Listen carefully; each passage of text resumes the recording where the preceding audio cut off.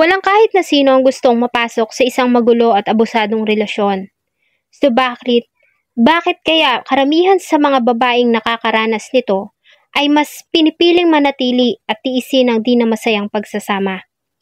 Sabi nga ng iba, marahil dahil sa anak.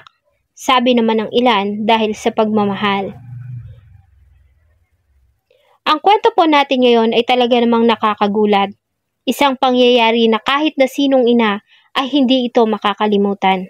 Samahan niyo po akong balikan ang kwento sa masakit na naging kamatayan ng isang batang nagawang patayin ng isang ama dahil lamang sa selos. At ang nakakagulat, ang nasabing pagpatay ay nagawa pa nitong ipakita sa maraming tao sa live broadcast ng Facebook Live. Bago ko po simulan ang ating story, sa mga bago po sa channel ko, please hit the subscribe button at pakipindot na rin po ang notification bell para ma-notify kayo pag may bago tayong upload na videos.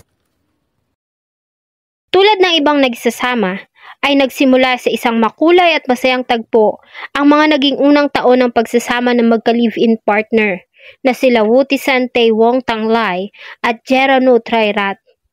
Ang nasabing matamis na pagmamahalan ay naging dahilan ng pagkakaroon nila ng isang malusog at magandang bata sa katauhan ni Baby Beta. Subalit sabi nga nila, makikilala mo lamang ang ugali ng isang tao sa tagal niyong pagsasama. Ang masaya kasing relasyon ay unti-unting sinira ng pagiging abusado ni Tae.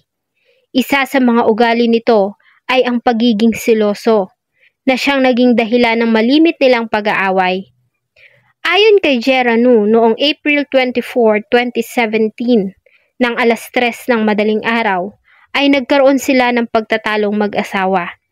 Chinek umano ni Tae ang kanyang cellphone, subalit hindi na nito sinabi sa otoridad kung ano ba ang nakita nito doon na maaaring siyang naging dahilan ng labis na pagkagalit nito. Ayon kay Jeranu, ay tinakot siya nito na papatayin. Sa takot, ay umalis siya ng kanilang bahay at iniwan ang anak na si Beta sa kanyang ama. Sa kanyang pag-alis ayon kay Jeranu ay hindi siya mapakali at tila ba kinukutuban na may masamang mangyayari. Kaya naman kinahapunan ay nagdesisyon siya na bumalik ng bahay. Subalit wala doon si Tae at ang anak. Sinubukan niya itong tawagan sa cellphone para sabihing umuwi na, subalit hindi ito sumasagot.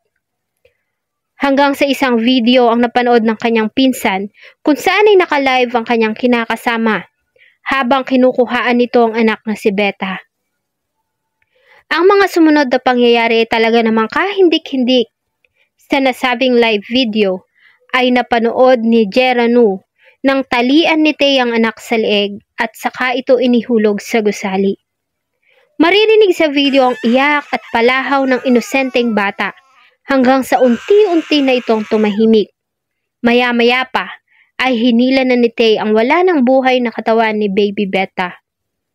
Pasado alas 6 na ng hapon nang makatanggap ng tawag ang kapulisan tungkol umano sa ipinost na live video ni Tae sa ginawa nitong pagpatay sa anak.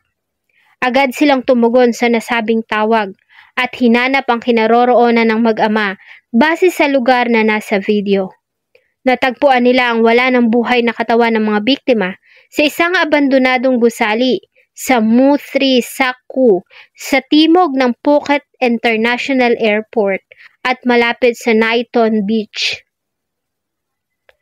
Ayon kay Kisana Pathanacharian, ang deputy police spokesman ang video ay tumagal ng halos 4 na minuto at ito ay inere ng alas 5:45 ng hapon. Makikita sa nasabing video na pinainom pa ni Tae ang anak ng kratom milk. Ito ay isang uri ng herbal supplement na ginagamit bilang painkillers. Bago niya nga ginawa ang karumal-dumal na pagpatay dito. Ang pagpatay sa kanyang sarili ay hindi na nito kinuhanan ng video. Ayon sa mga pulis, sa tulong ng Thailand Ministry of Digital Economy and Society, ay binura ng Facebook ang nasabing kumalat na video sa loob pa ng 24 na oras. Kaya naman talagang marami ang nakapanood nito na nag-iwan ng sari-saring mga komento. Marami ang naawa kay Geranu. Kasabay din nito ang mga pangungutya at paninisi dahil sa ginawa niyang pag-iwan sa anak. Subalit sino nga ba ang ina na nanaisin na may masamang mangyari sa anak? At hindi ko lubos maisip ang kanyang naging pakiramdam nang makita niya mismo at mapanood kung paano pinatay ng lalaking minahal ang kanyang nag-iisang supling. Si Beta ay inihatid sa kanyang huling himlayan noong April 29, 2017 sa libingan ng Sresun Tom Temple.